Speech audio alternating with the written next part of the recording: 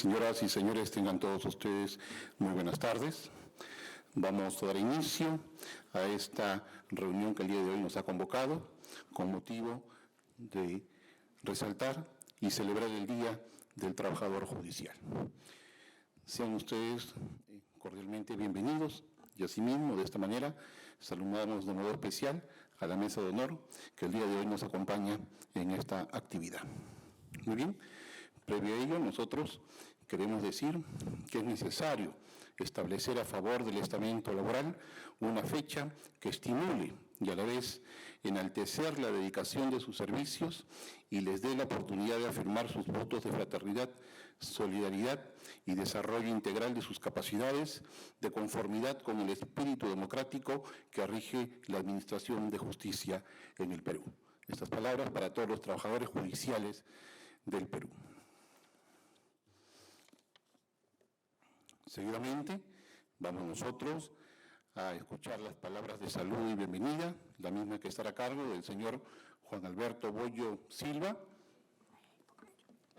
gerente de Recursos Humanos y Bienestar de la Gerencia General del Poder Judicial. Adelante, por favor.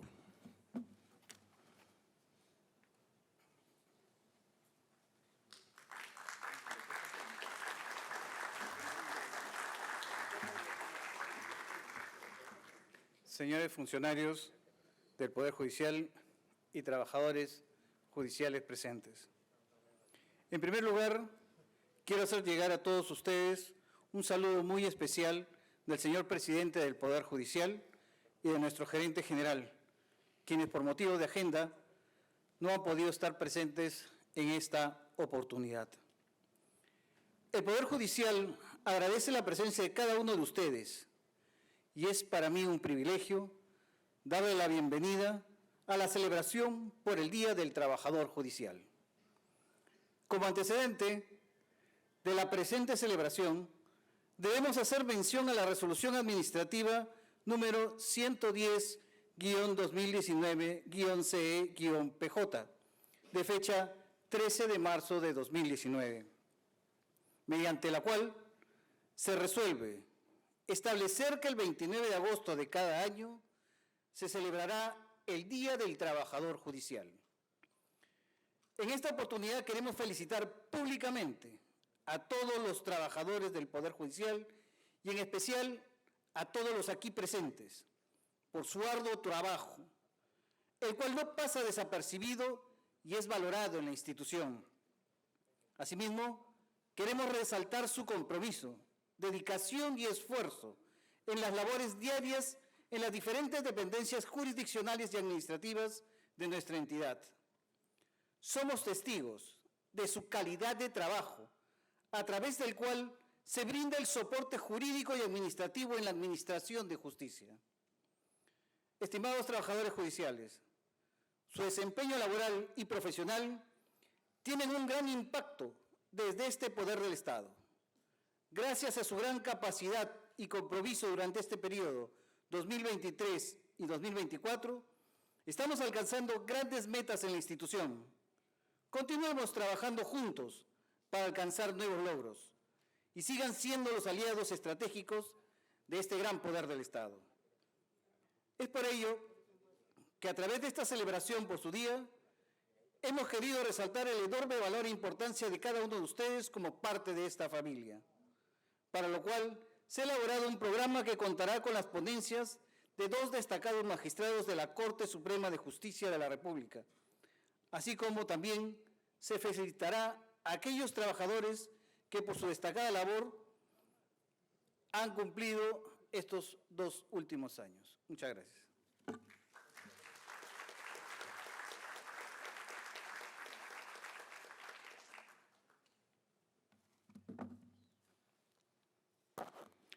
Muy bien, agradecemos las palabras del señor gerente de Recursos Humanos y Bienestar de la Gerencia General del Poder Judicial. Vamos entonces a tener la primera ponencia, esta vez la misma que estará a cargo el doctor Víctor Raúl Malca Guaylupo. Él va a tratar el tema relacionado con el control de convencionalidad en América y Europa. Nosotros previamente vamos a leer algunas referencias curriculares del doctor Víctor Raúl Malca Guaylupo. Él es egresado de la Universidad Nacional de Trujillo, es maestro en Derecho Civil y Comercial de la misma casa de estudios, es doctor en Derecho por la Universidad Privada Antenor Orrego, es docente ordinario en calidad de asociado de la UPAU y titular de la Cátedra de Derecho Procesal del Trabajo. Es docente capacitador de la Academia de la Magistratura y de la ETI Laboral del Poder Judicial. Actualmente se desempeña como juez supremo provisional de la Segunda Sala de Derecho Constitucional y Social de la Corte Suprema de Justicia de la República. Adelante, señor.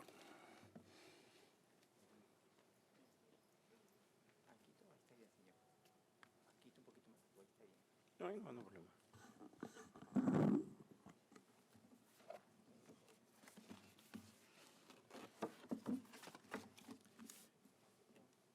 Muy buenas tardes, distinguidos amigos, señor gerente de Recursos Humanos de la Corte Superior de Justicia, Suprema de Justicia de la República, del Poder Judicial, señorita miembro de la Mesa de Honor, distinguidos amigos, colegas, trabajadores todos. Me invitaron para efecto de establecer una ponencia, algo relativo quizás que podría ver con derechos fundamentales, derechos constitucionales, derechos transversales, podríamos llamar como dicen en Europa. Ustedes van de repente a ver una ponencia de Escuela Judicial del Consejo General del Poder Judicial de España. La verdad es que me sentí un poco motivado para efecto de exponer. Este es un trabajo que realicé precisamente en la Escuela Judicial en el mes de junio de este año. Y quiero compartirles algunas ideas que más o menos he vislumbrado en este trabajo de investigación y tratar de compartir con ustedes esos conocimientos. Algo que se está tratando muy a menudo y está muy de moda en todo el urbe de la Europa continental. Vamos a ver, ojalá que pueda. ¿Acá? Sí. Los costados, estos de acá. Ya, correcto. Ya, ahí. correcto. Bien, vamos a ocuparnos en esta oportunidad sobre el control de convencionalidad y constitucionalidad, tanto lo que es América y Europa. Bien, mis estimados amigos, hablar básicamente de control de constitucionalidad es hablar en homogéneo en ambas latitudes, en América y en Europa, donde vamos a encontrar problemas, podría decir, en la aplicación y lo que significa la competencia y el control de convencionalidad. Aquí va a diferir bastante lo que significa la aplicación y la apreciación que tienen Europa y que tiene América. En razón a que hay varios instrumentos normativos y varias competencias que se establecen en Europa muy a diferencia de lo que es América. Lo que es, por ejemplo, el Tribunal de Justicia de la Unión Europea, conocido como el TJUE, lo que es, por ejemplo, el Tribunal Europeo de Derechos Humanos, la Corte Penal Internacional, la Corte Internacional de la Haya en Holanda, la Corte de Estrasburgo, etcétera, etcétera. Hay una serie de cortes competentes para esto que vamos a tratar de dilucidar y un poco aclarar cómo es que se establece ese sistema en Europa que para nosotros, para muchos de nosotros, personalmente, cuando estuve allá, se me hizo una cuestión como la Biblia y Manos de Atahualpa, ¿no?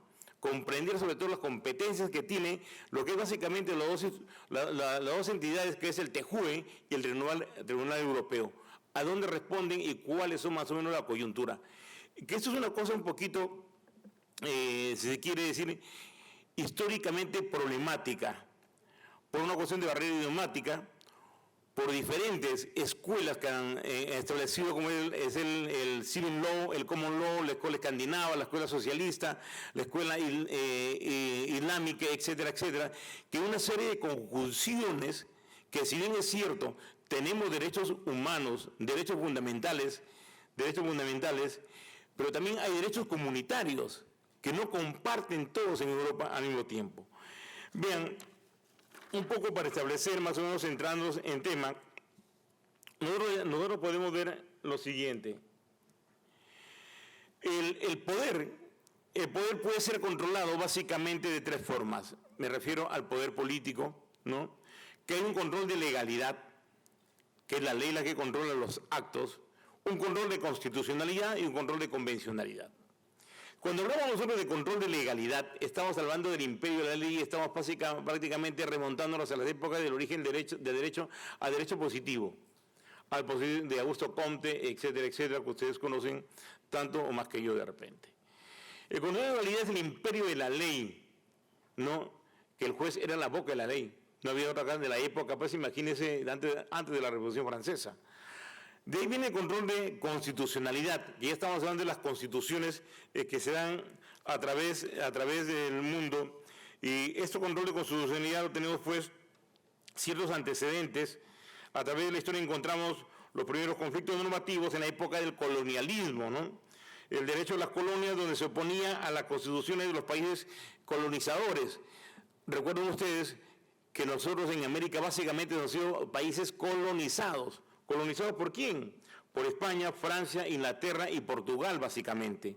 Y ellos trajeron sus leyes. Y para nosotros nos hicieron un estatuto. Si hablamos de Perú, las famosas leyes de Indias. ¿Recuerdan? ¿No? Las famosas leyes de Indias, que estaban básicamente ejecutadas y solamente las leyes de, lo que llamaban ellos las leyes de extramuros. Pero en las Cortes de Cádiz, ¿qué se veían básicamente? Hasta antes del año 1763 más o menos, lo que se veía allí eran los grandes problemas jurídicos que se estaban entre españoles, nada más. Y para nosotros tenemos las leyes de Indias, leyes extramuros que llamaban en esa época, ¿no? ¿Qué pasa? En el año 1789, recién con la Constitución de Estados Unidos, vemos el primer atisbo de constitucionalidad en el mundo, ¿no? Pero ¿qué sucede? Que aquí en los Estados Unidos de Norteamérica habían varias constituciones, porque recuerden ustedes que Estados Unidos es una república, son estados federados, y cada estado tendría sus normas, pero hay una norma que iba a establecer la unificación de toda esta nomenclatura legislativa, y es básicamente la Constitución de los Estados Unidos de 1789. Y acá surgió una sentencia muy famosa que le dictó el juez Marshall en el año 1803, a resolver el caso precisamente de Marbury versus Madison, que ya es históricamente conocido por ustedes, donde se aplicó el principio de la limitación del poder, donde el juez dijo, acá prevalece la Constitución de los Estados Unidos antes que cualquier norma de carácter común u ordinario, ¿no? Y acá tenemos un instrumento jurídico, digamos, el primer instrumento jurídico que sirvió de base para el control del poder del Estado. En unas palabras, tu Estado podrá dar leyes, pero esa ley tiene que ser acorde con la Constitución, porque prime la Constitución, según lo dijo el mismo juez Marshall, en este caso, en el año 1803, al resolver este proceso de Marbury versus Madison, ¿no?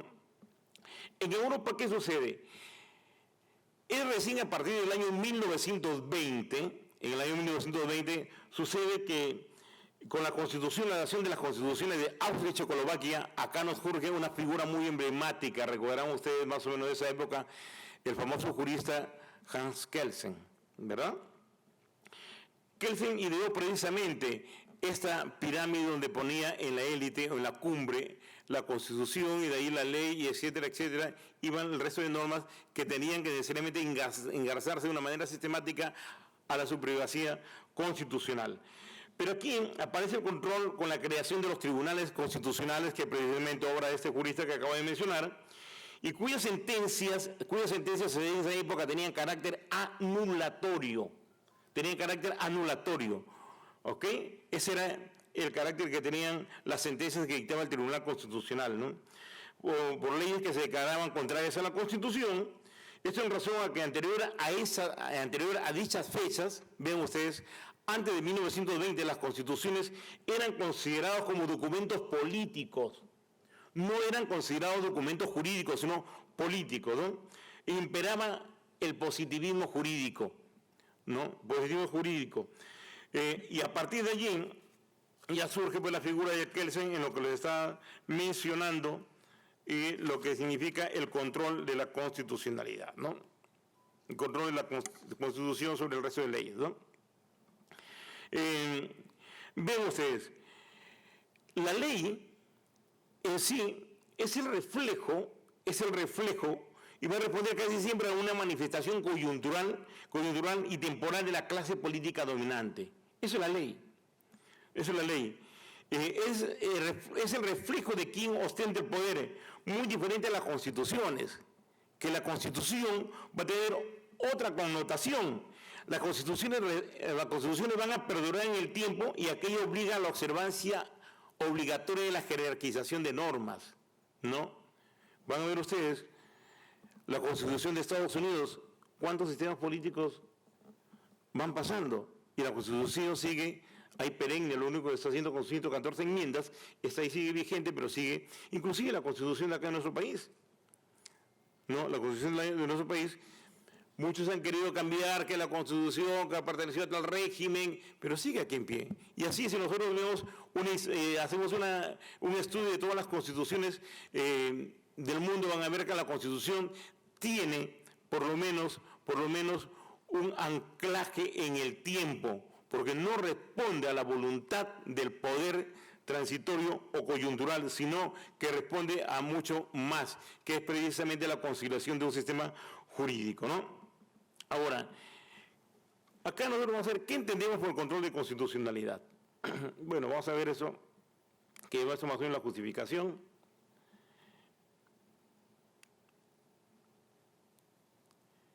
Ya hemos visto la Constitución de Estados Unidos, la Constitución de Austria y Checoslovaquia aquí en 1920. Vean, el control de constitucionalidad, como vuelvo a repetir, vamos a ver primero el control de convencionalidad, en este sentido. Los orígenes del control de convencionalidad, esto data más o menos al año 2003, y hay una sentencia, un voto singular que dio el expresidente del Tribunal, de la Corte Interamericana de Derechos Humanos, don Sergio García Ramírez, en el caso Mirna Machan. ¿Qué estableció don Sergio allí en esto? Hablo del 25 de noviembre de 2003. Veían precisamente un caso que corresponde a Guatemala, de una ejecución extrajudicial de una antropóloga, que precisamente fue Mirna Machan, en donde se condenó a Guatemala por tal hecho, y en ese voto, en el considerado 27, establece precisamente Sergio García Ramírez que el hecho por los efectos de la Convención Americana, dice, y el ejercicio de la jurisdicción, voy a permitir leer esto, y el ejercicio de la jurisdicción contenciosa de la Corte Interamericana, el Estado viene a cuentas en forma integral, como un todo, ¿no? Como un todo. En este orden, la responsabilidad es global, atañe al Estado en su conjunto y no puede quedar sujeta a la división de atribuciones que señala el derecho interno. No es posible seccionar internacionalmente al Estado, obligar ante la Corte solo a uno o algunos órganos y entregar a eso la representación del Estado en el juicio, sin que esa representación repercuta sobre el Estado en su conjunto y sustraer a otros este régimen convencional de responsabilidad, dejando las actuaciones fuera del control de convencionalidad que tiene la Corte Interamericana de Derechos Humanos. Lo que quiso hacer acá, Guatemala, es precisamente individualizar las responsabilidades y no asumir el Estado de Guatemala como tal por esta violación de derechos humanos. Y acá le dice, tú podrás tener todas tus normas que quieras, puedes dictar tú, tu status quo establecido en un momento político, pero tú me respondes internacionalmente porque me estás violando el Convenio Interamericano de Derechos Humanos. Eso lo dijo precisamente Sergio García Ramírez en ese caso. De aquí, 3 meses más tarde, en el famoso caso de Almonacid Arellano versus Chile, que es una sentencia que data del 26 de septiembre del año 2006, la Corte Interamericana de Derechos Humanos hace suyo este voto singular y convierte ya prácticamente en doctrina vinculante y jurisprudencia vinculante a nivel internacional. De acá les voy a explicar por qué es doctrina y por qué es jurisprudencia vinculante lo de la Corte Interamericana.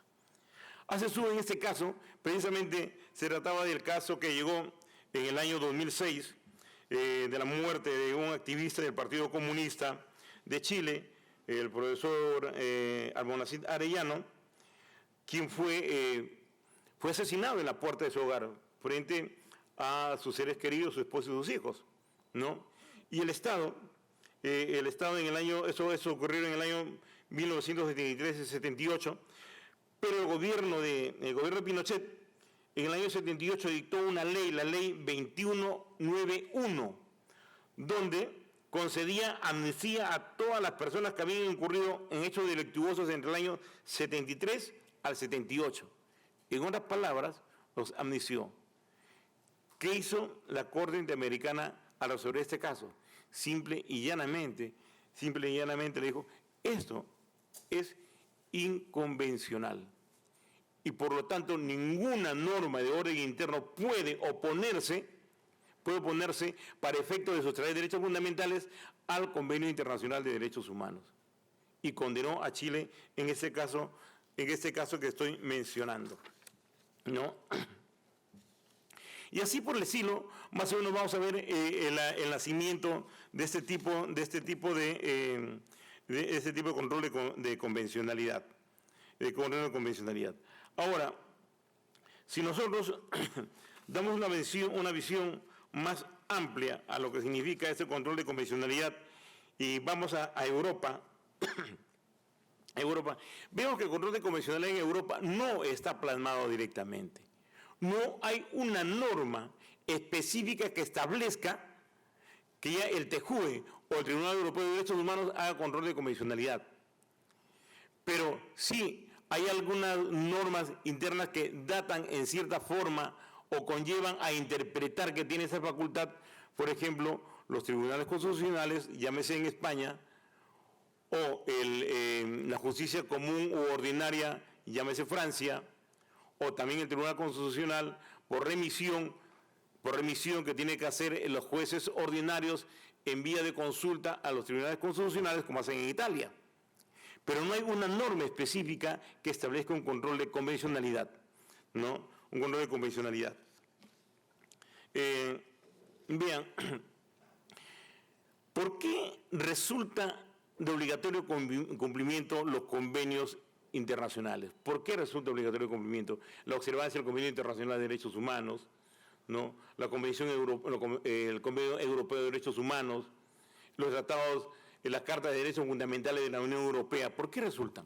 Esto precisamente porque el 23 de mayo del año 69, 103 países firmaron lo que se llama la Convención de Viena sobre el derecho a los tratados. O sea, es el tratado llamado de la Convención de Viena. Y esto precisamente en su artículo 26, la Convención de Viena en el artículo 26 establece el famoso principio del pacta sunt servanda. El pacta sunt servanda que expresa que todo tratado en vigor obliga a las partes de ser cumplido por ellas de buena fe. Entonces, se obligan. Yo suscribo un tratado como país, al igual de los otros 102 países, pues me obligo al cumplimiento, al respeto del tratado, y respeto del tratado sobre en supremacía con las normas comunes y ordinarias, básicamente. Pero el problema se va a cerrar, mis estimados amigos, cuando el convenio supere la Constitución. ¿Se debe aplicar? ¿Qué pasa? No hay problema, es muy pacífico admitir que la convencionalidad se puede efectuar en una serie de contrastación de una norma que se contravenga no a la Constitución, porque ha habido control de constitucionalidad, sino a un convenio internacional. El convenio internacional también supera a la ley y debe aplicarse, aunque algunos países todavía en Europa son un poco resistentes a esto. Pero en América la cuestión es mucho más pacífica. Pero el problema se cierra. ¿Qué pasa si una norma de constitucionalidad contraviene a un convenio internacional? ¿Cuál se aplica? ¿La Constitución o el convenio internacional? Y ahí el problema. Y se lo voy a pintar el cuerpo entero en lo que vamos en el desarrollo de esto. Vean ustedes.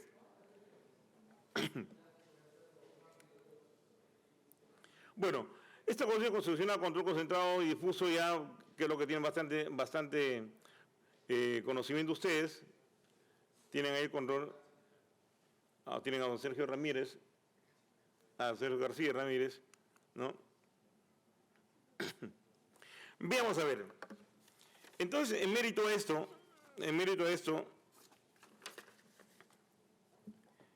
vamos a ver el cumplimiento. Hay algunos casos emblemáticos que es necesario tocarlos. Unos casos emblemáticos donde van a ver ustedes cómo se establece el control de convencionalidad y cuál es la diferencia que existe en lo que es Perú, en lo que es América y lo que es Europa. Hay algunos casos importantes, ¿no? Referidos a Perú, por ejemplo, el caso Barrios Altos. ¿Recuerdan el caso de Barrios Altos? Hay una sentencia de la Corte Americana del 14 de marzo del año 2001.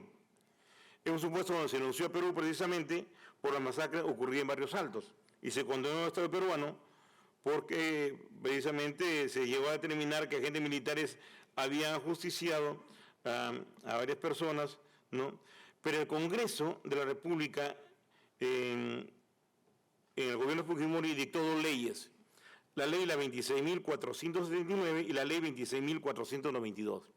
Estas dos leyes precisamente son leyes que declaraban la amnistía de quienes intervinieron precisamente en estos hechos luctuosos.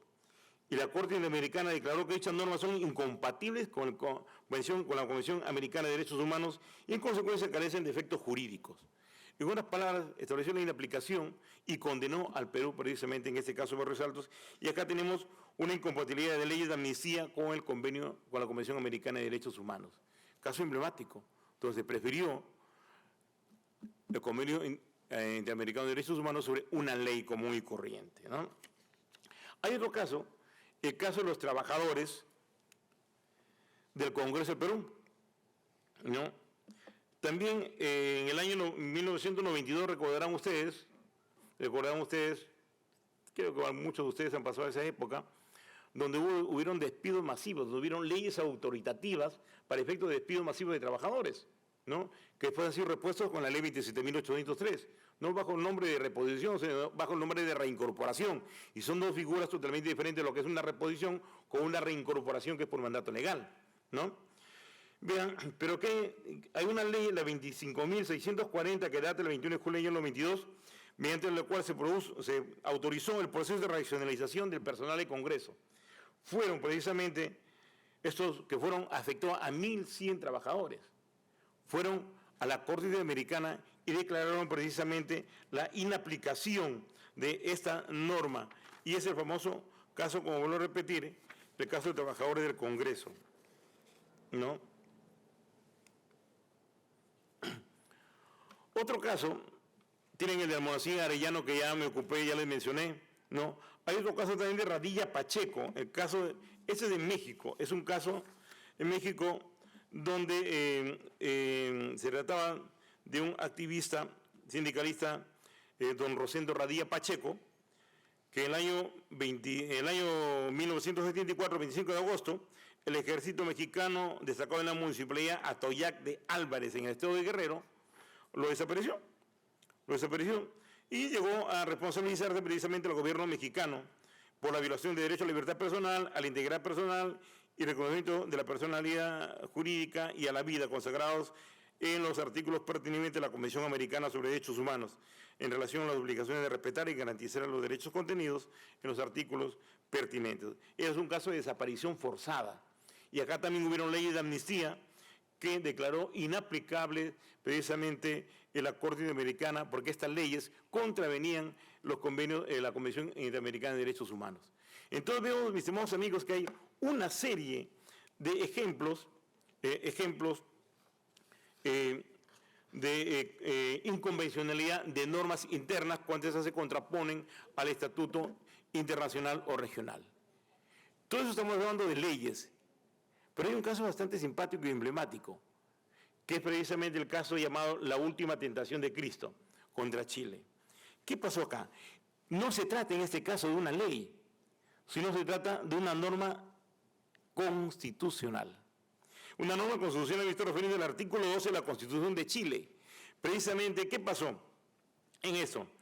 En una sentencia del 5 de febrero del año 2001, la Corte Interamericana responsabiliza internacionalmente a Chile por la restricción de los derechos de la libertad de expresión y pensamiento consagrados en el artículo 13 de la Convención Americana de Derechos Humanos. ¿Cuál era el problema acá? Era la prohibición de la exhibición de una película en perjuicio de varias personas, entre ellos Juan Olmedo Bustos, ¿no? Y el caso se refiere a la sentencia de apelaciones de la Corte de Santiago y la Corte Suprema, que en el año 97, a solicitud de la Iglesia Católica, ¿no?, habían dejado sin efecto una resolución administrativa emitida por el Consejo de Calificaciones Cinematográficas, que autorizaba la exhibición de la referida película, dejando sin efecto dicha resolución. La Corte Interamericana dice, bueno, puedes exhibirla, no hay ningún problema, porque está yendo con la libertad de expresión. Acá la Corte estableció que la prohibición es un acto de censura previa que vulneró el derecho a la libertad de pensamiento y de expresión respecto al derecho de censura. Vean ustedes, ¿qué tuvo que hacer Chile acá? Tuvo que modificar su constitución en cumplimiento de la sentencia de la Corte Interamericana de Derechos Humanos. En consecuencia, acá, en América, la contravención de normas ordinarias contra la Constitución se aplica con control de constitucionalidad. La contravención de normas ordinarias contra un convenio el Convenio Interamericano de Derechos Humanos, se aplica el convenio. Pero también se aplica cuando una norma constitucional transgrede precisamente este cuerpo normativo de convencionalidad. Y tenemos el claro ejemplo en esta sentencia, como vuelvo a repetir, es de la última tentación de Cristo. Ahora, ocupemos un poco de Europa y entrando en lo que significa control de constitucionalidad y convencionalidad en Europa, que es un poquito, más engorroso. Vean, por un lado tenemos el Consejo de Europa, que es una organización intergubernamental que se encuentra en Estrasburgo, y quienes integran el Consejo de Europa son 46 países europeos que cuentan más o menos con unos 700 millones de habitantes, ¿no?, de ciudadanos.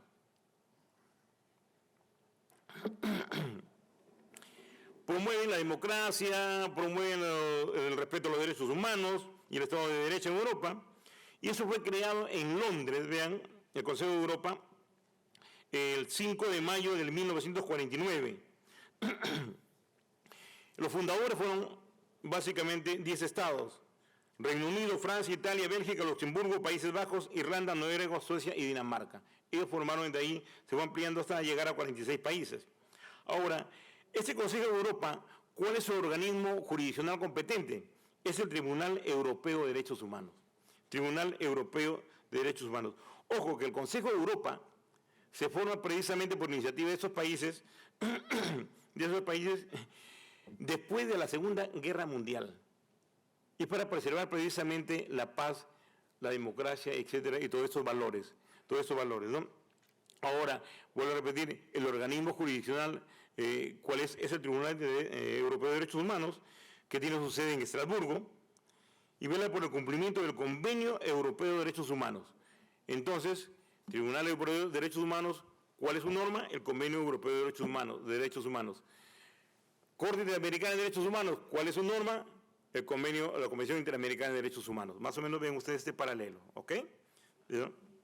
Ahora, ese Convenio Europeo de Derechos Humanos es un tratado internacional del Consejo Europeo de Derechos Humanos que data de 1950. Se crea el Consejo en el 49 y en el 50 se dicta precisamente el Convenio Europeo de Derechos Humanos, que está destinado a garantizar precisamente los derechos fundamentales, civiles y políticos, netamente derechos humanos, ¿no? ¿Qué otros tribunales existen? Vean ustedes. El otro es la Unión Europea. La Unión Europea, que se erige sobre el Tratado de Maastricht, que fue firmado en el año 1992, ¿no?, y entró en vigor el año 1993.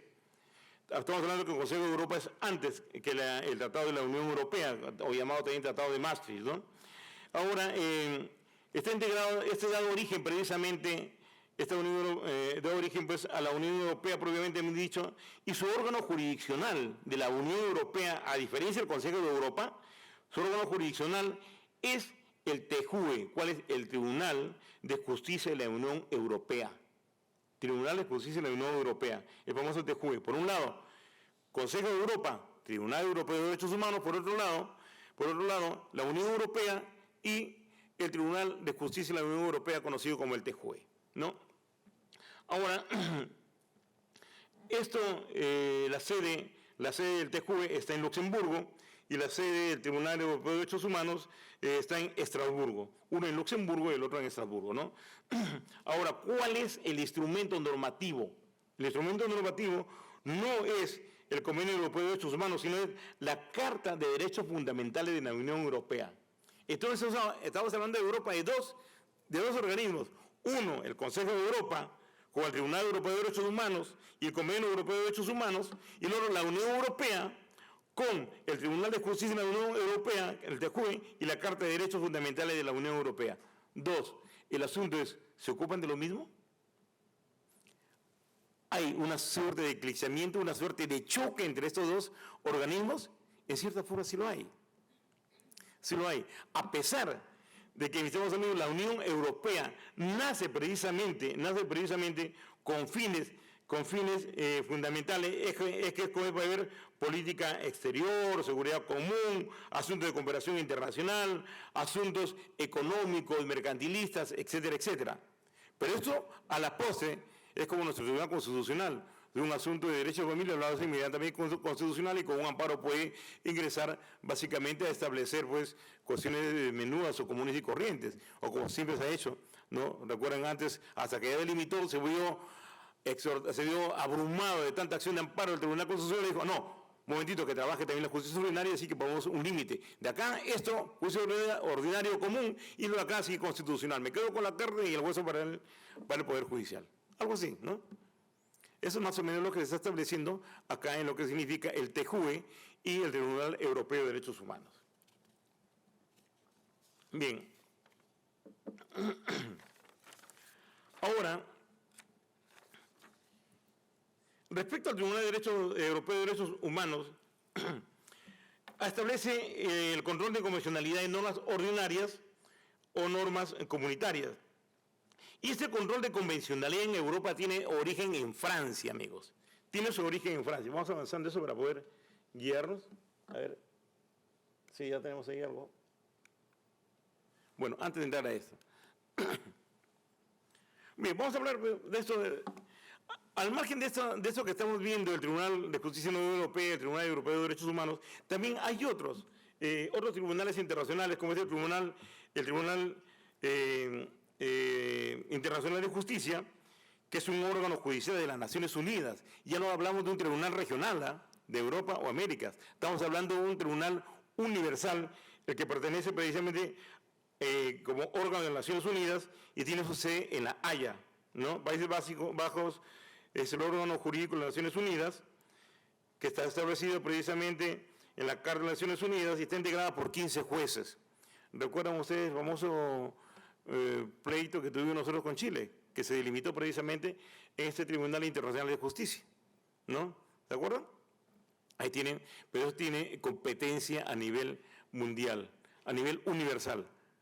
Muy diferente a la Corte Interamericana, muy diferente al Tribunal Europeo y muy diferente al Tribunal de Justicia de la Unión Europea. Estamos hablando ya de un tribunal de élite a nivel universal.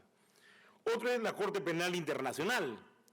La Corte Penal Internacional se encarga de juzgar a individuos por crímenes de guerra o crímenes contra la humanidad y es jurídicamente independiente de la ONU, aunque cuenta con un respaldo de la Asamblea General, ¿no? De la Asamblea General.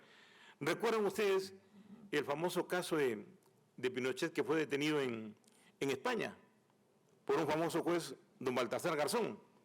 ¿Se acuerdan? ¿Por qué lo detuvieron en España? Y él había ido a Inglaterra y lo detuvieron en España. Porque precisamente tenía una orden de aprehensión internacional. Ya, ok, gracias. Ya me están sacando tarjeta amarilla, creo. Precisamente y Baltasar Garzón lo detiene por una orden, precisamente de la Corte Penal Internacional. Lo apresan allí a Pinochet. Se dan cuenta de la competencia que tienen estos órganos internacionales. Ahora voy a tratar de correr porque si no me va a ganar el tiempo y vamos a dejarlo mejor. ¿Pero cómo está esta cosa? Bien. Entonces, cuando hace control de convencionalidad de normas ordinarias, como debo repetir, esto nace en Francia, ¿qué hace el Tribunal Europeo de Derechos Humanos? Tiene dos soluciones. Una solución una solución suave o blanda y una solución fuerte, llamada sentencia piloto. La solución suave o blanda le dice al país, oye, tus normas internas están colisionando contra las normas regionales, contra el Convenio Europeo de Derechos Humanos. Y por lo tanto, te exhorto a ti, legislador, para que modifiques esas normas que están colisionando. Vean, entonces el Tribunal Europeo de Derechos Humanos va, ¿a quién le pide modifica? Es al legislador, a diferencia de la Corte Interamericana que va y le dice al juez, oye, declara inaplicable esa norma. Y el juez tiene que declarar inaplicable esa norma, no va al legislador. Diferencia número 1, el Tribunal Europeo le dice, va al legislador. Y la Corte Interamericana de Derechos Humanos va al juez. Ahora, es la solución suave. Y la solución fuerte o sentencias, dicta las famosas sentencias piloto. Generalmente llegan cantidad de casos de violación de derechos humanos y le dicen, mira, primero te doy una solución suave, no han modificado el legislador, así que voy a sacar tu primera sentencia. De 100 expedientes que tengo acá, la primera sentencia, dándote en contra y pedirte pues, que precisamente, en mérito a esta sentencia que estoy sacando, modifiques tu ley y adaptes esa norma común u ordinaria con el estatuto internacional.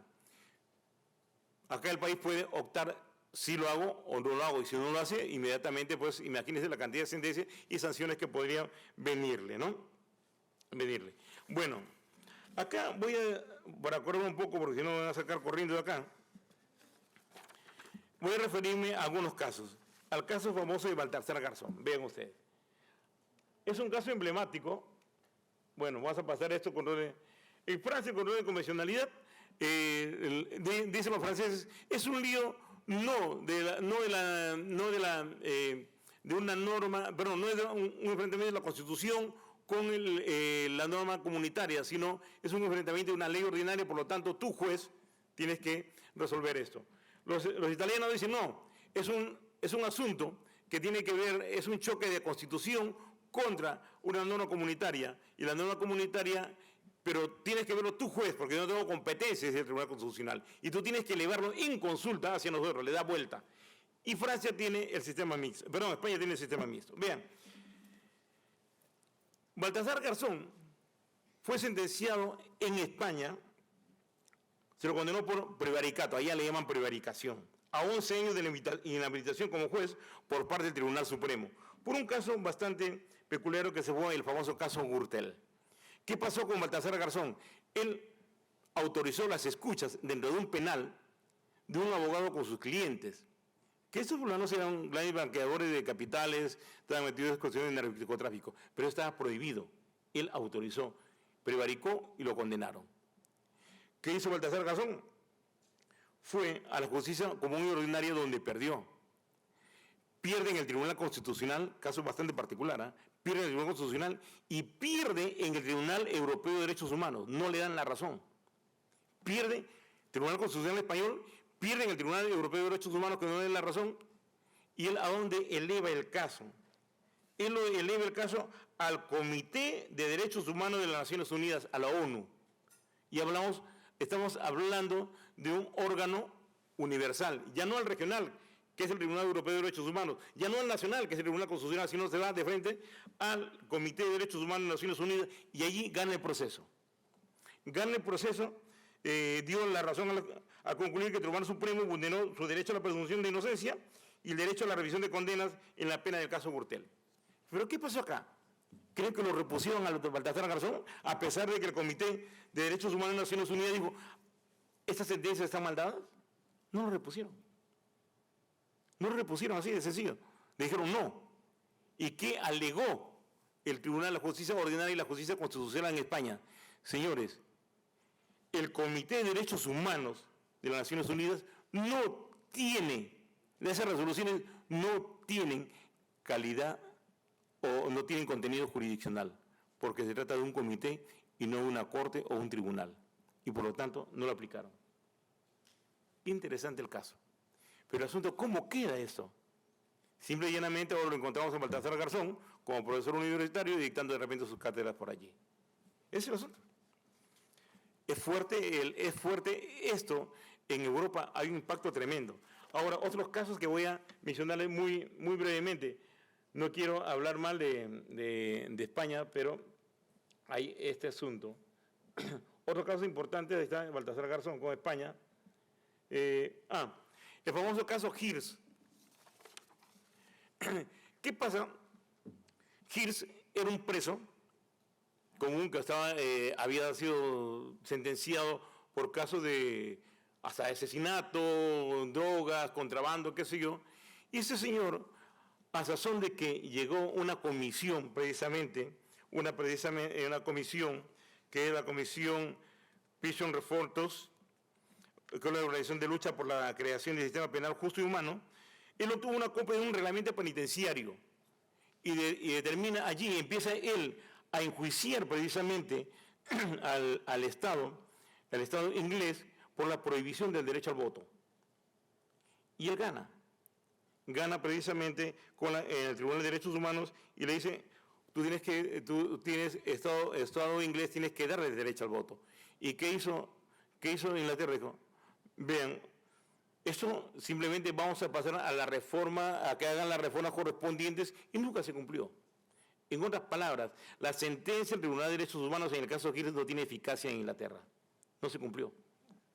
Y lo mismo sucedió en el caso de los 15 jueces con el Consejo Nacional del Poder Judicial en Polonia.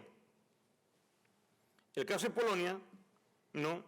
Polonia había tenido una serie de sanciones por el Tribunal Europeo de Derechos Humanos, de esto venía de antonomasia, pero en el año 2017 dictó una ley donde dio por finalizada en forma prematura el mandato de 15 jueces del Consejo Nacional del Poder Judicial. Lo destituyó, sin proceso previo, sin ninguna observancia de las garantías debidas. Lo destituyó y ellos fueron precisamente al Tribunal Europeo y decir, oiga, señores, no nos han dado el derecho al debido proceso. Y por lo tanto, esto tenía que necesariamente ver y ventilarse en el Tribunal Europeo, que le dio la razón a los 15 jueces. ¿Y qué hizo Polonia? Hizo caso omiso. Simple y llanamente le importó un comino y no cumplió esta sentencia que estábamos mencionando. Y así por el estilo, mis estimados amigos, el caso federal alemán también muy parecido, tiene derecho al voto, que tampoco, que bien hizo caso omiso, o por ahí dio largonas con unas reformas legales, y de igual manera de la Federación Rusa, que ahora los rusos ya no pertenecen a la comunidad europea, han salido precisamente por ese tipo de problemas. Pero el detalle es que ahí es un poco duro el asunto para ver el control de convencionalidad en lo que significa Europa, y todos estos problemas que les estoy mencionando. Con esto, hay una serie de recomendaciones que se están haciendo acá, en este trabajo, por una unificación, porque vean ustedes, con el Tratado de Maastricht, que de origen precisamente antes del Tratado de Maastricht se dictó precisamente la primera constitución para Europa. El Tratado de Maastricht fue la primera constitución para Europa. Pero, ¿quiénes boicotearon esto? Fueron precisamente los franceses y los Países Bajos, quienes desaprobaron esta constitución de Europa, pero lo único que sirvió de base para hacer precisamente la Convención de Maastricht. Bueno, no quiero cansarlos, ya creo que nos hemos sobrepasado en el tiempo, y agradecerles la paciencia que han tenido para escucharme en esta tarde. Muy agradecido. Permiso.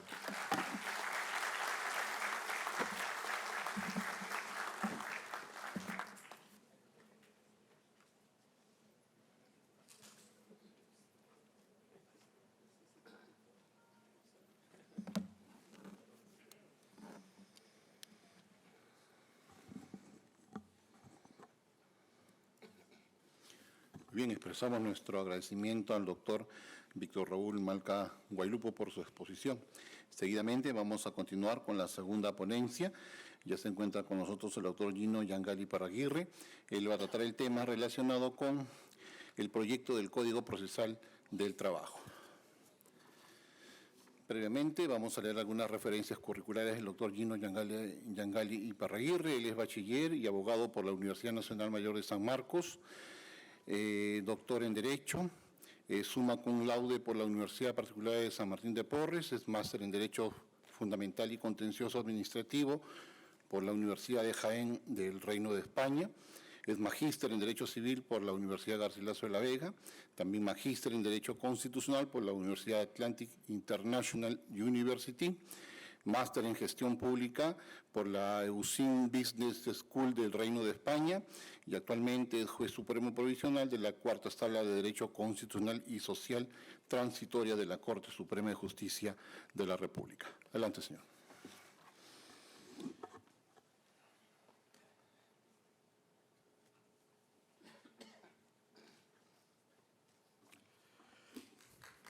Muchas gracias.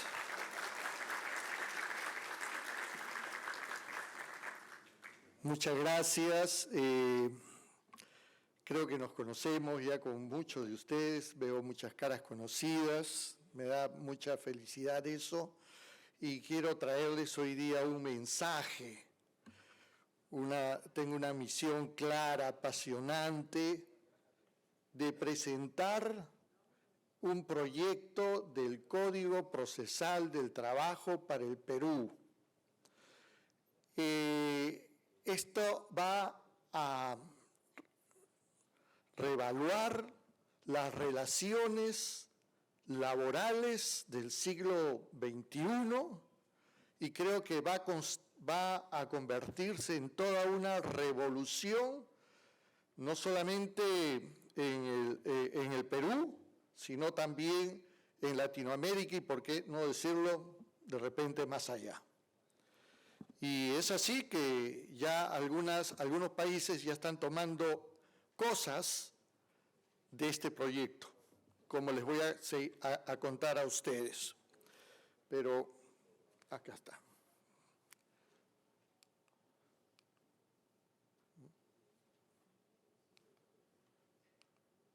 ¿Qué pasa? Ajá. Perdón. Esto no ha comenzado hoy día. Esto ya ha comenzado desde 1948 en Colombia y antes en Europa, ¿no? Las constituciones socialistas y también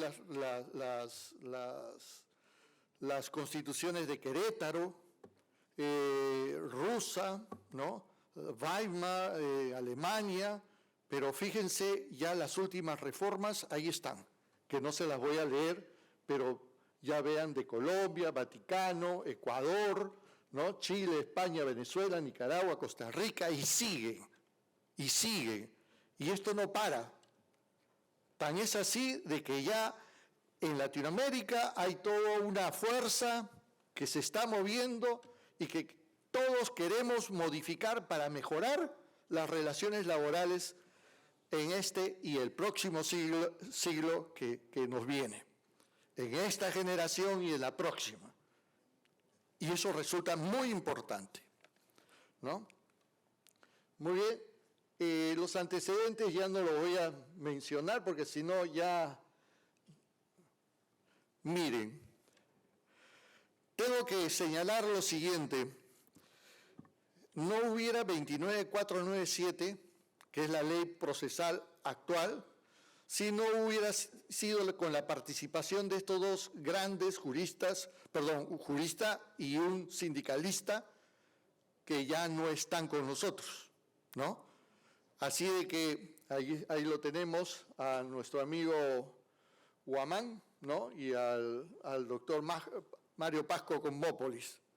Ellos fueron los que dieron la iniciativa, ¿no? Luego de que nosotros presentáramos el proyecto del proceso oral desde el año 2006 en adelante. Tenemos ya más de 20 años investigando este tema y se los voy a ir contando poquito a poquito. ¿Por qué un código y no una ley? Porque el código va a sistematizar y cuando se modifica el mismo código. No se va a modificar mediante una ley que tenemos que buscarla después dónde está y cuántas leyes se dieron para ponernos a tono y al día en esa especialidad. Entonces es interesante, ¿no? Muy bien, ya el Ministerio de Justicia ya tomó nota, está El proyecto está colgado en la página web del Ministerio de Justicia, ¿no? Y nosotros también estamos divulgando, ya lo hemos presentado ante el Congreso de la República y está ya expectante para que pueda trabajarse y modificar estas relaciones laborales.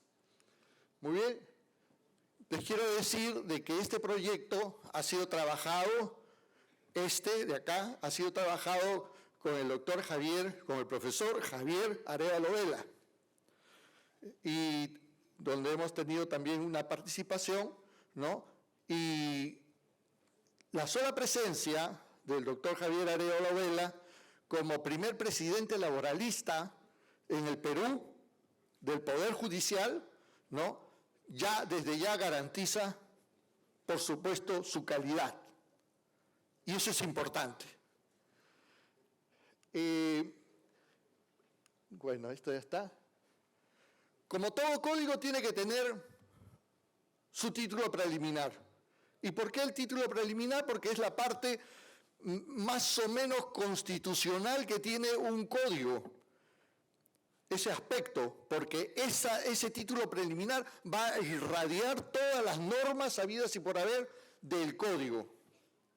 Entonces, podemos jugar con estas líneas directrices para todas las relaciones procesales en materia laboral. Bien, estamos metiendo en el título preliminar, en el artículo primero, estamos metiendo, ¿no?, el principio de simplicidad, porque esto no puede ser más una especialidad para un Einstein en Derecho Procesal Laboral. No, tiene que ser para el ciudadano, para el usuario. Y eso es lo que hemos tratado de hacer. Tan es así que ya lo hemos consensuado con la mayor parte de jueces de Lima, de primera y segunda instancia, y jueces de paz letrados. Hemos consensuado con las 5 centrales sindicales que tiene el Perú. Y tenemos el apoyo y el respaldo para generar este gran cambio. El ámbito de aplicación, bueno, a ver, les voy a tratar de darles algunas cosas importantes. No puedo explicarles todo el proyecto porque eso se lleva de repente no menos de 2 ciclos en la universidad, ¿no? Pero tenemos que proteger a ciertas personas. No todos son iguales frente al derecho procesal. Y como ustedes están viendo en letras negritas, hay algunas que tienen una situación especial. Tratemos a los iguales en igualdad, pero los desiguales también. Para que sean iguales, hay que darles algunas connotaciones especiales. Por ejemplo, aquí la madre gestante, el menor de edad, la persona con discapacidad, el adulto mayor y los que tienen enfermedades terminales. Señores, yo les quiero decir que en la Corte Suprema, cuando abrimos un expediente, inmediatamente pedimos la certificación de la RENIEC. Y muchas veces lo que me ocurre y me duele es que está fallecido. Y el trabajo, ¿quién se lo lleva? Bueno, sus seres queridos, su sucesión. ¿Pero eso es justo? Una pregunta de repente tonta que les quiero decir. ¿Necesitamos ya desde este punto de vista hacer un cambio? ¿O estamos felices y contentos como está? Creo que necesitamos hacer un cambio. Y les voy a dar algunos lineamientos para poderles demostrar esto, como esto es lo que está ocurriendo en este momento. Muy bien. Las fuentes del proceso laboral está organizadito en este artículo y que ustedes como hombres de derecho se van a dar cuenta fácilmente. También estamos hablando de una competencia internacional. Cuando yo estudié Derecho del Trabajo, yo pensé que yo iba a trabajar Derecho del Trabajo en Lima. Me equivoqué. Ahora trabajo y administro justicia en Tacna, en Tumbes, en Iquitos, y los límites se han caído. Se han caído de tal circunstancia de que uno puede contratar en Lima para que trabaje en Quito y ser despedido en Brasilia. Cambió la estructura, cambió la relación laboral. Entonces, hacia eso tenemos que prepararnos. Y aquel que no se prepare, se le pasa el tren, chao. Viene la próxima generación. Ya ustedes están desfasados. Así que hay que prepararse. Muy bien. Este es un temazo que estamos haciendo. La interpretación de los tratados internacionales y del derecho convencional que tan magníficamente, aunque yo he llegado un poquito tarde, realmente los envidio porque es una conferencia de primer nivel de nuestro amigo Víctor Raúl Malca, ¿no? El derecho convencional. Señores, yo he escuchado en algunos magistrados que dicen, si nosotros somos un país soberano, ¿por qué tenemos que hacer caso a las normas internacionales? Eso nos está limitando nuestro poder como Estado. Y el compromiso y el honor de la palabra. Y yo les digo algo más, que yo pienso y creo que las normas convencionales que ha tratado nuestro amigo el doctor Malca, ¿no?, protege más que las propias normas internas al trabajador. Vean ustedes. Y eso nos garantiza tener un estándar internacional mínimo, porque si no, imagínense, hoy día están satanizados, por ejemplo, los sindicatos, ¿no? Aquel que defienda a los trabajadores, ¿no? O alguna posición media rara que pueda hacer defensa de algún derecho convencional. Entonces, de eso no se trata, ¿no? También la responsabilidad de los jueces. Nos demoramos, no aplicamos la norma correcta. Ya lo saco como sea, porque arriba que lo corrijan, pues para eso les pagan. ¿Qué? ¿Cómo es eso? ¿No? Entonces hay una responsabilidad que le estamos poniendo a los jueces, ¿no? Y estamos poniendo también algunos procesos que no existen en este momento y que van a hacer revolución en el proceso laboral. Como por ejemplo el proceso monitorio, ¿no? Estamos cambiando un proceso único laboral y etcétera, que le vamos a decir. Bien, nosotros en este momento las relaciones laborales utilizamos mucho el Código Procesal Civil.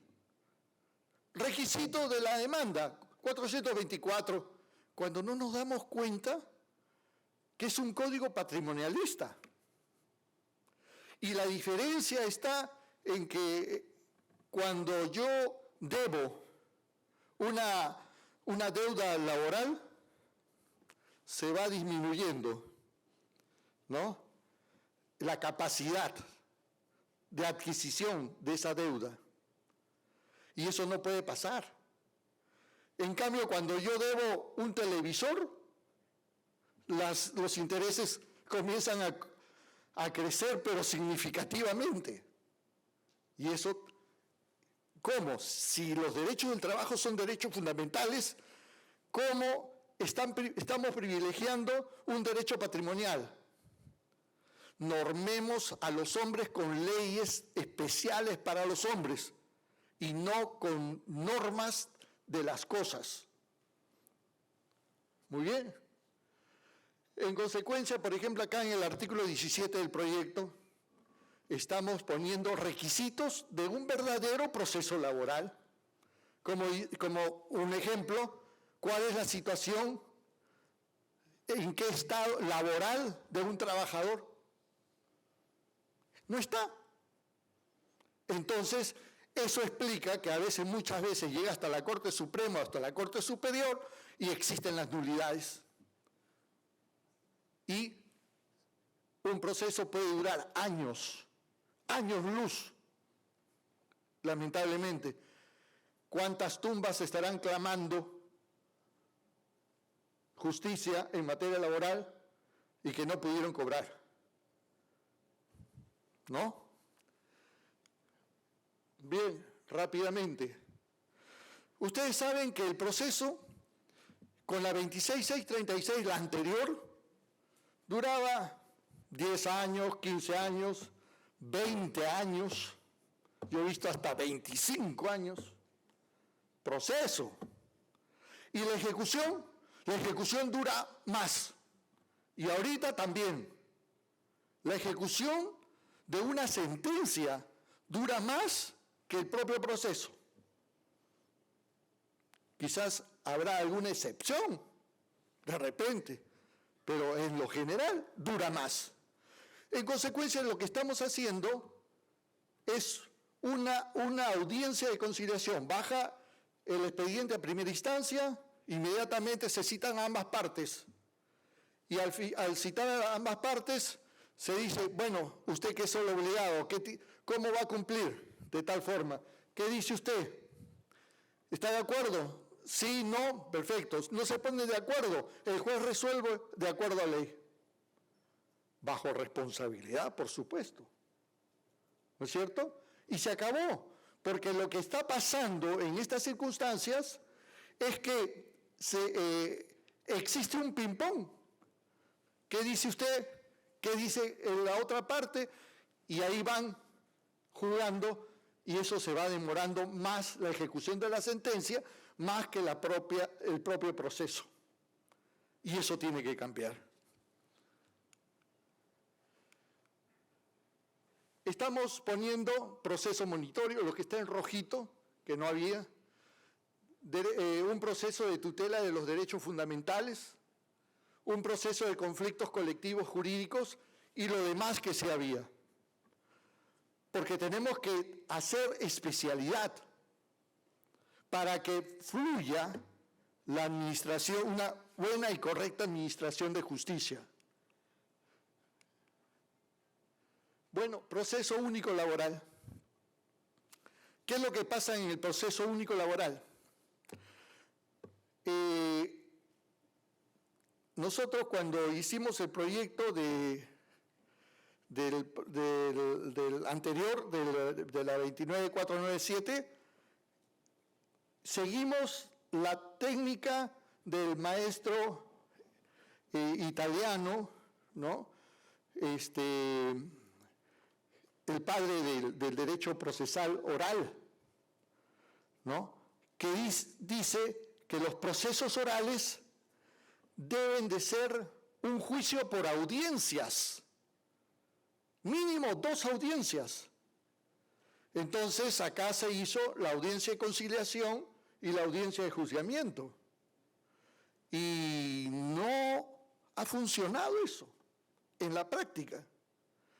En otras palabras, un día fui a visitar a un juez con la finalidad de ánimo académico, porque siempre estoy empeñado en que los magistrados deben estar atentos a los cambios, etcétera, y a veces voy con mi información para que vayan, comprometerlos para que vayan a su capacitación, etcétera.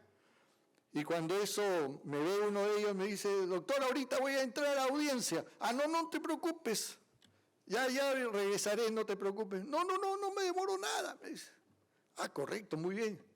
Entonces lo esperé ahí paradito. Señorita, abre su laptop y le dice a la secretaria, señorita, ¿están las partes? Sí, correcto. ¿Hay algún ánimo de conciliación? No. fecha de audiencia de juzgamiento, tal fecha, se acabó la audiencia. Entonces yo decía, ¿qué hemos hecho? ¿Qué hemos hecho? ¿No? En 10 segundos se acabó la audiencia de conciliación. En consecuencia, tenemos una audiencia de conciliación que no concilia y tenemos una audiencia de juzgamiento que no juzga. Entonces las juntamos las dos y ya no perdemos el tiempo en ir 2 veces a la audiencia, de prepararnos 2 veces a la audiencia, sino solamente una. Y el plazo se acorta casi a la mitad. Entonces, eso es lo que hemos diseñado, ¿no? Y la audiencia va a ser única. El proceso monitorio. Lo más recatable del país de más progreso en la administración de justicia y de reforma en la administración de justicia laboral, Chile. Después, España. Ellos están demorando en el proceso monitorio 45 días. Ya que nosotros nos demoremos el doble, estamos saltando en una pata. ¿Cómo funciona? A lo rápido nada más, porque tiene sus detalles, por cierto. El trabajador, después de hablar con su empleador, y este no le quiere pagar o cumplir sus obligaciones, inmediatamente, hasta 100 URP, va a una audiencia de conciliación, pública o privada. Privada, el Ministerio de Trabajo. Pública el Ministerio de Trabajo. Privada, hay miles acá. No hay ningún problema. Lo público es gratuito, lo privado tendrá que gastar lo que se cobre. Muy bien. Y hay competencia entre ellos, así que no hay problema. Se va a la audiencia de conciliación, pueden conciliar o no pueden conciliar.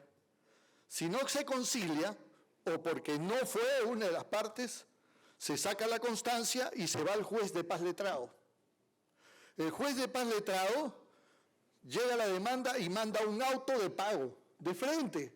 Pero para mandar este auto de pago tiene que haber un documento que acredite la relación laboral. ¿Como cuál? Podría ser el contrato de trabajo. No, pues, no todos tienen contrato de trabajo, la informalidad en que vivimos. Bueno, un libro donde aparezca el horario de trabajo. Difícil que lo tenga el trabajador. El depósito en el banco, un memorándum, una sanción, etcétera. Esa es la imaginación que tiene que tener el abogado para acreditar la relación laboral. Muy bien, con esa acreditación y con el certificado de que ha ido a la conciliación, inmediatamente el juez dicta un auto de pago. Le llega al empleador o el demandado, inmediatamente lo que va a hacer es inmediatamente hacer su derecho de defensa. Podrá presentar las excepciones, defensas previas, todo lo que quiera. Cita a una audiencia rápida y definitivamente dicta sentencia, eso es apelable al juez de primera instancia de trabajo y ahí terminó. Esa es la exigencia de la Constitución Política del Perú. La doble instancia. Se cumplió y se acabó el proceso. Punto. Rapidísimo. Muy bien. También estamos creando los procesos de tutela de los derechos fundamentales. Ya les expliqué de que hay algunas personas que tienen derecho y deben de tener derecho a una preferencia, que no todos somos iguales, ¿no es cierto? Por ejemplo, el que está en un estado terminal. Señor, yo necesito mi plata ahorita. Entonces tiene que tener cierto privilegio en el proceso. Señor, yo estoy embarazada de tanto tiempo. No puedo esperar que el proceso dure 5 años, 6 años, cuando ya mi hijo ya está en secundaria, ¿no? O estoy negociando una negociación colectiva de trabajo y despiden al sindicato, porque este me va a malograr el procedimiento de negociación colectiva. Entonces, necesitamos proteger esos derechos fundamentales. Entonces, con esas circunstancias, y también, por ejemplo, los despidos, que son ya aspectos constitucionales. Por ejemplo, tenemos el despido arbitrario, incausado, nulo, fraudulento, etc. Entonces, imagínense, viene un trabajador y demanda el despido fraudulento. Ah, perfecto. Demanda, y el juez le dice, oye, no es fraudulento, tu despido es incausado. Ah, ya pues, decláreme que es incausado, pero no lo has demandado. Infundada la demanda. Entonces, de esta manera, lo que vamos a crear es que la necesidad de que el juez diga cuál es la violación constitucional que existe en el despido. Y así elevamos el nivel en materia laboral. ¿No es cierto? Y las medidas cautelares cuando tenga lugar en forma inmediata la protección a todas estas personas y los derechos fundamentales en materia laboral. Perdón. Son todas estas, ¿no? Y siguen más. ¿Ve? Son todas estas y siguen más que no me puedo parar porque si no me pasaría el plazo, ¿no? También los conflictos colectivos jurídicos, también, porque hay unos que vienen por convención colectiva y otros que vienen por relación entre los trabajadores. Estamos separando esto para que sea más claro en la administración de justicia, ¿no? Y finalmente, para no cansarlos más a ustedes, estamos creando un registro de empleadores, ¿no? Que incumplan sus obligaciones. Lo que ocurre acá, señores, es que a veces me toca decirlo, ¿no? Al empleador yo le diría, oye, pero ¿vas a pagar tus beneficios sociales? Cuidado, no estoy promocionando eso, ¿ah? ¿Y por qué? Me diría. Claro, porque esa plata la puedes trabajar, el proceso dura 5 años, la plata se devalúa, ¿no? Y los intereses laborales son bajísimos. Más costo sería comprarte un televisor. Entonces, eso es lo que estamos viviendo en este momento. En consecuencia, sería que exista un registro de malos empleadores, que no puedan comerciar o hacer negocio con el Estado durante 5 años. Pero ustedes me dirán, pero estos señores cierran esa empresa y crean otra. No, porque ahí también van a estar afectados los aportantes a esas personas jurídicas, la parte ejecutiva de esas personas jurídicas, y lo van a pensar varias veces cuando quieran incumplir obligaciones laborales. Señores, realmente necesitamos no solamente el apoyo de los congresistas, de los sindicatos, de los trabajadores, de la agrupación de empleadores, que también hemos ya dictado algunas conferencias respecto a estos temas y nunca han dicho absolutamente nada en contra de este proyecto, ¿no? Están todos de acuerdo, hemos promocionado este código, ¿no? Así de que yo creo que ya está en el Congreso de la República presentado, se necesita el apoyo también de ustedes. Con el apoyo de ustedes vamos a impedir de que no exista más injusticia en nuestro país en materia laboral. Eso dependerá de Dios y también que ustedes son la mano de Dios, que no exista más muertos que no lleguen a cobrar sus derechos laborales. Muchísimas gracias. Que Dios los bendiga.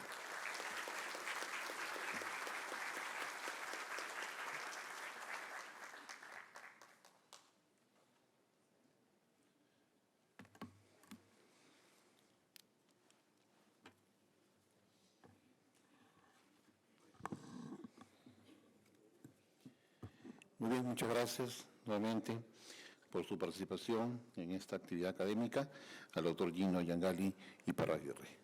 Bien, de modo especial vamos a agradecerles a ellos por su exposición, por su permanencia aquí en esta actividad académica y vamos a brindarles un voto de aplauso a ellos.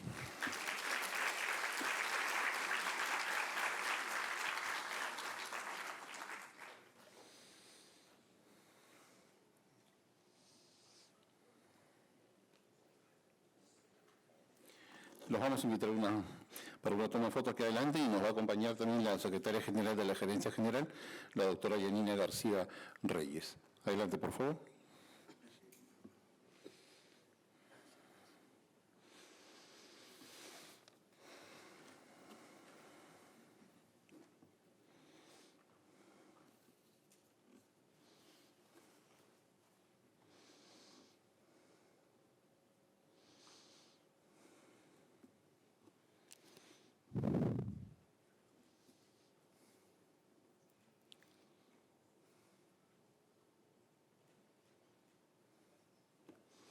Muy bien, nuevamente muchas gracias.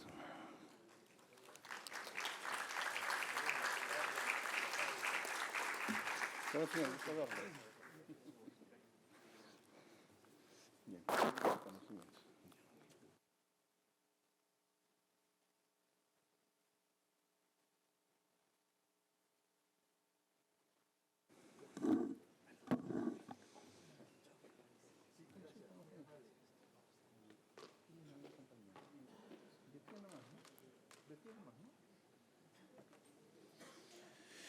Bien, vamos a continuar con el programa previsto para esta tarde. En esta última parte tenemos las felicitaciones que ha tenido a bien considerar la Gerencia de Recursos Humanos y Bienestar del Poder Judicial para aquellos trabajadores que han obtenido logros durante sus labores cotidianas. En primer término, vamos a llamar al grupo de trabajadores que conforman la Corte Suprema de Justicia de la República. Vamos a invitar a la señorita Janet Rosario Delgado Quispe, por favor. Igualmente vamos a llamar al señor Sócrates Villarreal Cota, al señor Wilfredo Álvarez Chávez. Adelante, por favor. A la señorita Carmen del Pilar Gamero Guavil, al señor Javier Alonso Silva Montoy, a Luz Marina López Cabanillas, a Brian Jairo Guamán Villafuerte, a Gianfranco Jesús Puse Godoy, a Adelí Ciesa Fernández, a Lidia Irene Vázquez Ruiz y a Cristian Alexander Fernández Tello.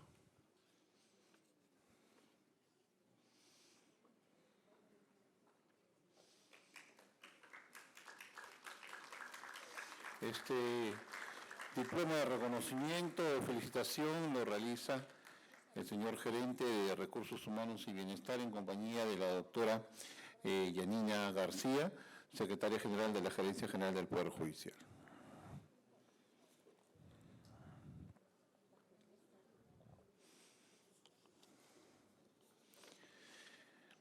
Hay otro grupo de trabajadores también, por favor, que van a recibir estas felicitaciones.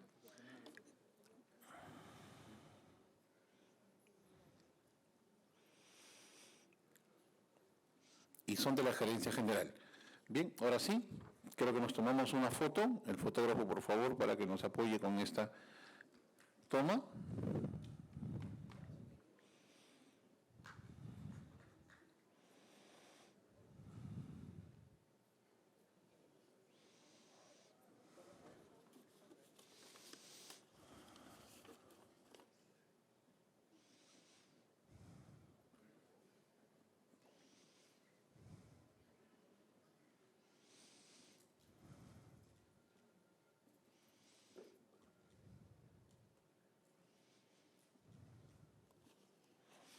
Muy bien, muchas gracias a todos ustedes.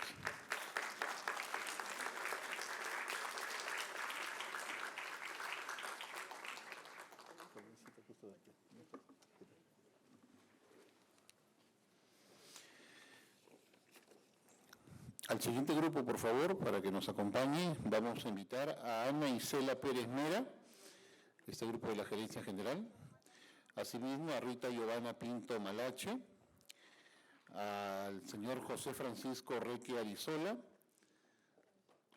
a Norma Miriam Alvarado Pastor, a Miriam Rocío Jara Alcántara, a Regina Esmeralda Quiroz Quijano,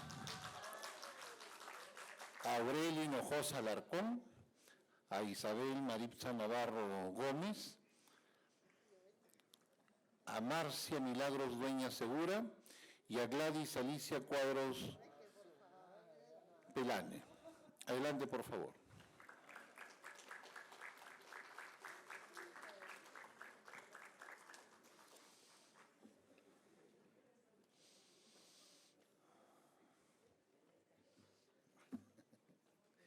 Adelante.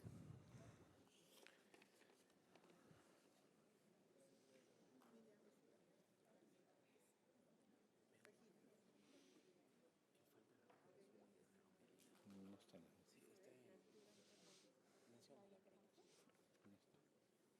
No tengo orden. Acá, mira, está en rojo. Está en rojo.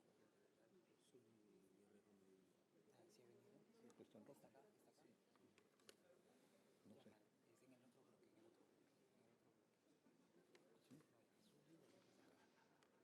¿Sí?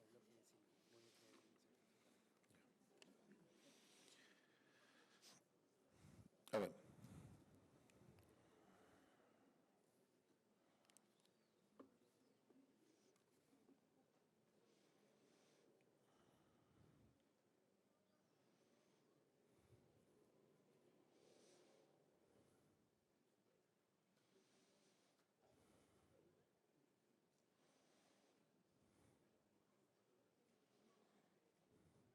Gracias a ustedes también.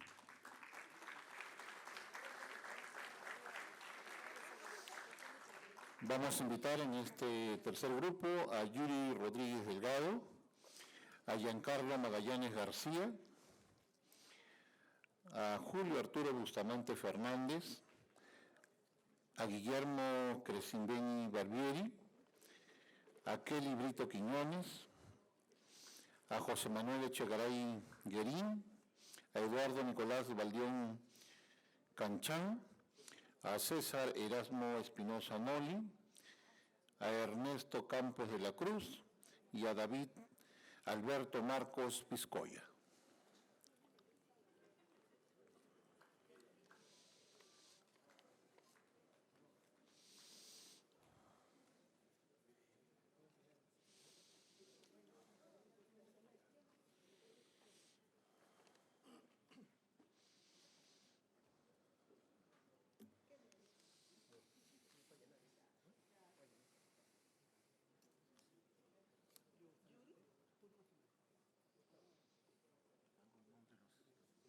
Sí.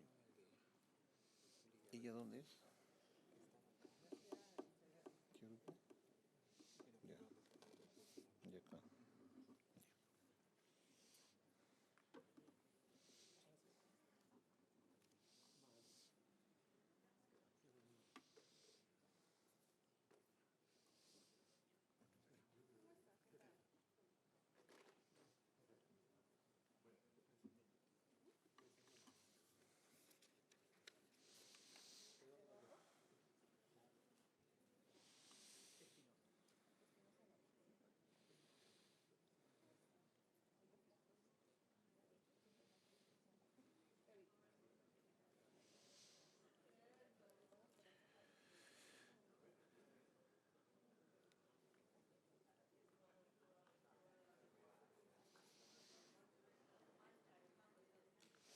Muy bien.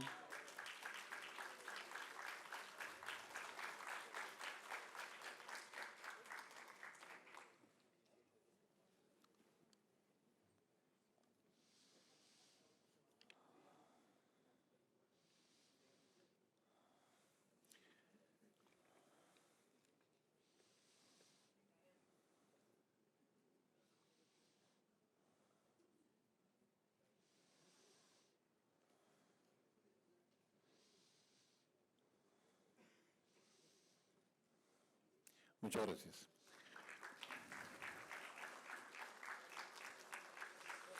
El siguiente grupo de personas que nos van a acompañar es Guillermo de la Cruz Cabrera, Patricia Aida Chincay, Osvaldo Guaringa Saavedra, a Jacqueline Tello González, Benjamín Perea Macedo, a Lucía Castro Antón, Alonso Ibáñez Bonilla y Néstor Romero Guainalaya. Adelante.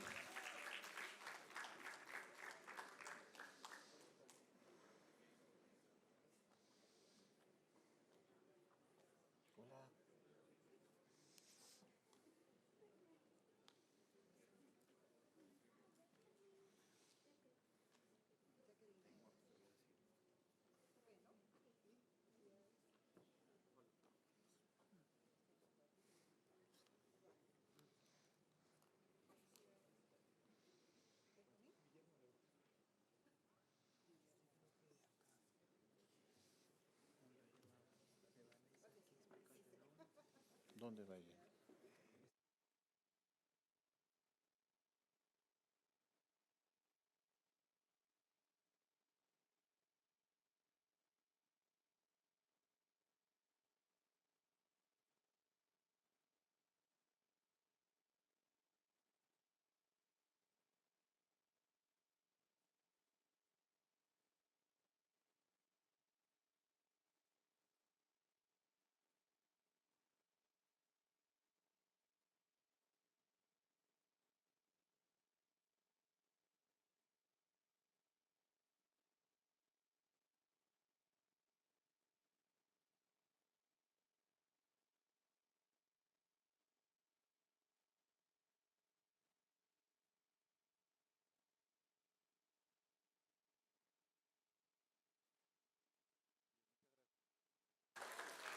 Muchas gracias. Hola, hola. De ahí invitamos a Lisette Zavala Banjor, a Edgar Huánuco Farriol, a Lades Castañeda Vilches, a Denis Águila Corcuera y Eda Toranzo Rosas.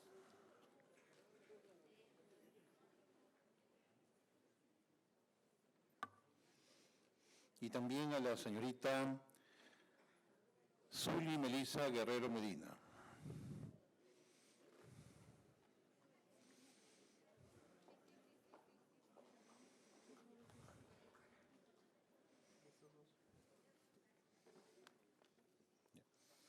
Al señor Daniel Barrientos y asimismo también a Eber Pajuelo.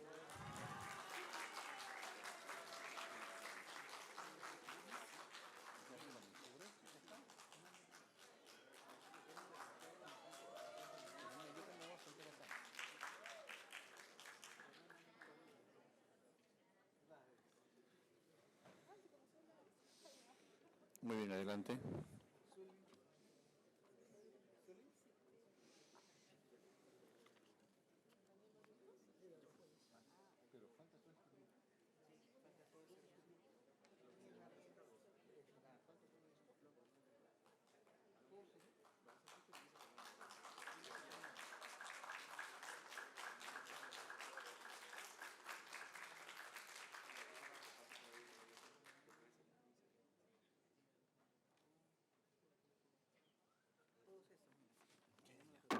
Los voy a llamar acá, por los que están acá.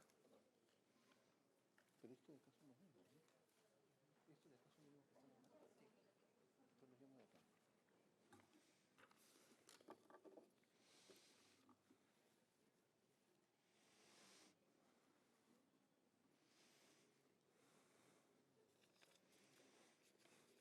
Muchas gracias.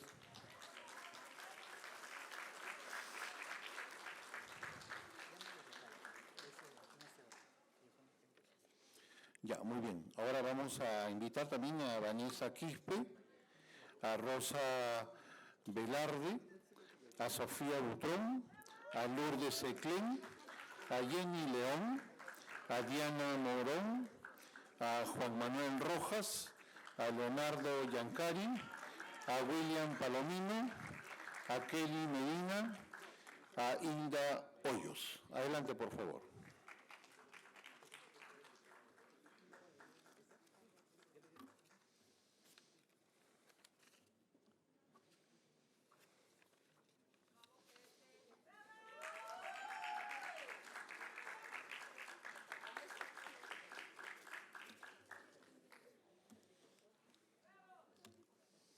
Leonardo.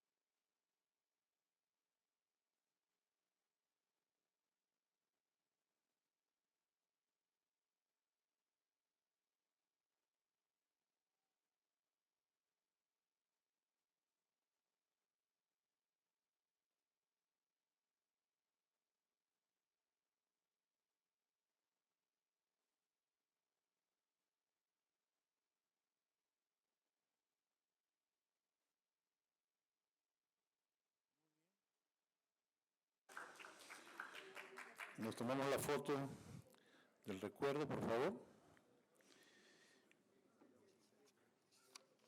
Y luego nos van a acompañar también el siguiente y último grupo, que está conformado por Leonor Magdalena Meneses, por Alex Julio Malma Pérez, por Sósimo Morales, por Oscar Ríos, por Carlos Dedecín, por Romy Castillo, por Luis Santaria y Wilder Astugamán.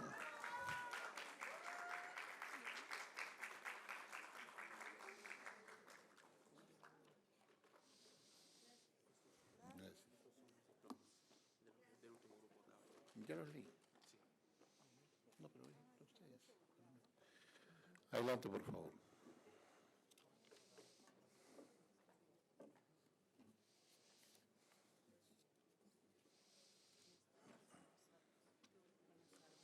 Buenas tardes.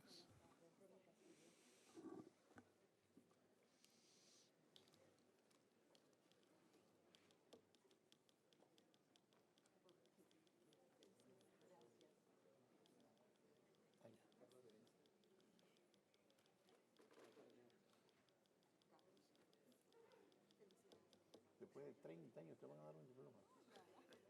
¿Ah? Después de 30 años te van a dar un diploma.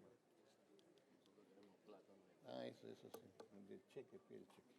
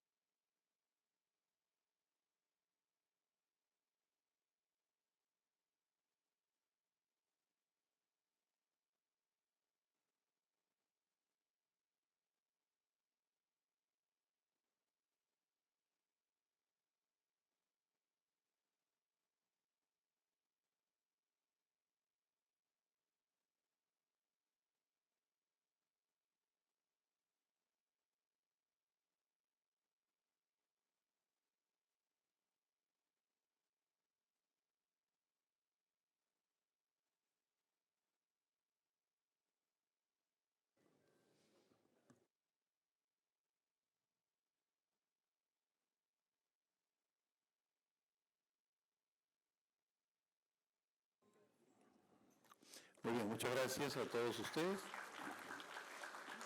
Bien, con este grupo, estimados compañeros, pues hemos terminado esta ceremonia, este reconocimiento especial por el Día del Trabajador Judicial.